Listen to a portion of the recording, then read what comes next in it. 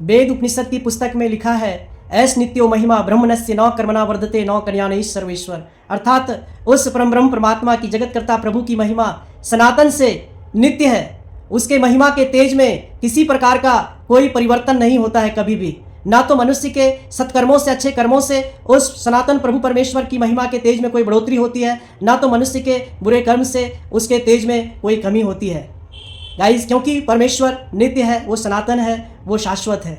अगर मनुष्य के कर्मों का कोई इफेक्ट आता है, कोई असर आता है, तो उस मनुष्य के जीवन में आएगा, बट परमेश्वर पर कोई उसका प्रभाव नहीं पड़ना, क्योंकि परमेश्वर जो है ऐस सर्वेश्वर, वो सबका ईश्वर है, सारे जगत का परमेश्वर है।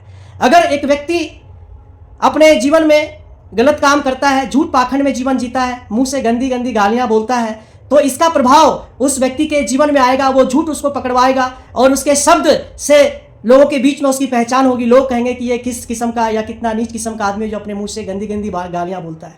और एक व्यक्ति है जो अपने मुंह से उस परमात्मा की को महिमा मंडित करता है, ये परमात्मा का भक्ति भजन ध्यान करता है, तो लोग बोलेंगे ये भला व्यक्ति है, ये बड़ा धर्मी और ये बड़ा भक्ति करने वाला व्यक्ति है। एक व्यक्ति जो मदिरापान करता है, जो धूम्रपान करता है, तो इसका असर उस व्यक्ति के जीवन में, उसके शरीर में आएगा, न कि इसका प्रभाव परमात्मा तक जाएगा, नहीं। क्योंकि अगर कोई व्यक्ति धूम्रपान में या अन्य किसी मदिरापान में या अन्य किसी व्यसन में वो व्यक्ति पड़ा हुआ है, तो उसका असर उसके शरीर में आएगा। कुछ बीमारियां या उसके जो कॉन्सिक्वेंसेस परिणाम है, उसको उसके शरीर में उसको भुगतना पड़ेगा। लेकिन फिर भी मैं बता दूं कि परमेश्वर पापी लोगों से बहुत प्यार करता है। बाइबल में एक दृष्टांत है, एक फरीसी व्यक्ति और एक चुंगी लेने वाला व्यक्ति दोनों मंदिर में प्रार्थना करने के लिए, आराधना करने के लिए जाता है। तो फरीसी व्यक्ति जो है वो परमेश्वर से बातें करता, कहता है, परमेश्वर देख, मैं ग्रंथ के अनुसार, शास्त्रों के अनुसार मैं भक्ति करता हूं और मैं सप्ताह में 2 दिन व्रत उपवास करता हूं और मैं अपनी कमाई का बड़ा हिस्सा मंदिर को चंदा दान देता हूं, गरीबों को मैं वस्त्र भोजन दान करता हूं और मैं किसी भी पापी व्यक्ति के समान दुष्ट दुर्जन के नाई मैं आचरण नहीं करता, मैं किसी प्रकार के कुकृत्य में लिप्त नहीं हूं।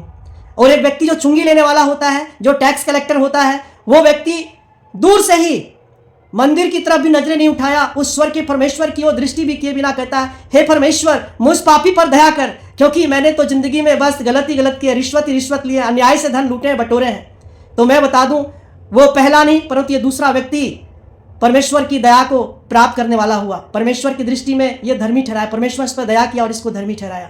और जो व्यक्ति अपने अच्छे कर्मों पर भरोसा कर रहे थे, वो परमेश्वर की दया से चूक गया। तो गाइस, आप अपने बहुत अच्छे धार्मिकता के कामों पर, बहुत अच्छे अच्छे दान पुण्य पर आप भरोसा ना करें, क्योंकि परमेश्वर जो है वो पापियों से भी उतना ही प्यार करता है, बट वो एक पश्चातापी हृदय को देखता है कि उस व्यक्ति के जीवन में पश्चाताप है या नहीं, पापों से मन फिराने के लिए व्यक्ति तैयार है या नहीं। तो गाइस, आप आज ही परमेश्वर के पास आए, चाहे आप अच्छे कर्म करते हो या बुरे, उससे कोई फर्क नहीं पड़ना। आप परमेश्वर के पास पश्चाताप के साथ आए और परमेश्वर से कहें, परमेश्वर मुझ पापी पर दया कर, मेरे जीवन को बदल दे, मेरे जीवन को बदल दे। प्रभु मैं बदलना चाहता हूं, मैं परमेश्वर अब आपके साथ जीना चाहता हूं, मैं परमेश्वर आपके बताए हुए और आपके मार्गदर्शन में, आपके गाइडेंस में, आपके इंस्ट्रक्शन में मैं अब जिंदगी को जीना चाहता हूं। Lord help me and lead me in the way of right path, in the way of prosperity, in the way of victory.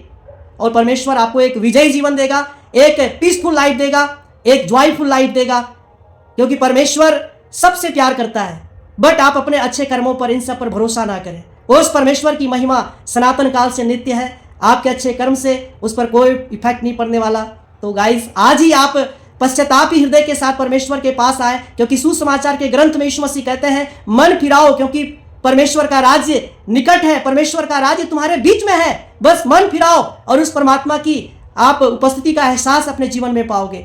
जैसे ही हम मन फिराने के लिए परमेश्वर को आवाज लगाते, आह्वान करते हैं, और उस परमेश्वर का राज्य, वो ईश्वर का राज्य हमारे जीवन में, हमारी इस पृथ्वी पर आ जाता है। तो गाइस, टूटा हुआ मन परमेश्वर के योग्य बलिदान है। आज ही आप अपने पापों से पश्चाताप करें, टूट कर आप परमेश्वर के पास आ जाए, वो आपको गले से लगाने के लिए तैयार है। यदि आप किसी प्रकार के मदिरापान में, धूम्रपान में या अन्य किसी व्यसन में लिप्त हैं, तो आज ही आप पश्चाताप करके परमेश्वर के पास आ सकते हैं। आज भी वो समय, अभी भी वो समय है। आज परमेश्वर के पास, परमेश्वर आपसे प्यार करता है, वो आपको गले से लगाने के लिए तैयार है। Thank you. आप पश्चाताप करें और परमेश्वर के पास आए। परमेश्वर आपको क्षमा करेगा, नया जीवन देगा, वो सनातन और शाश्वत काल का जीवन देगा। Thank you.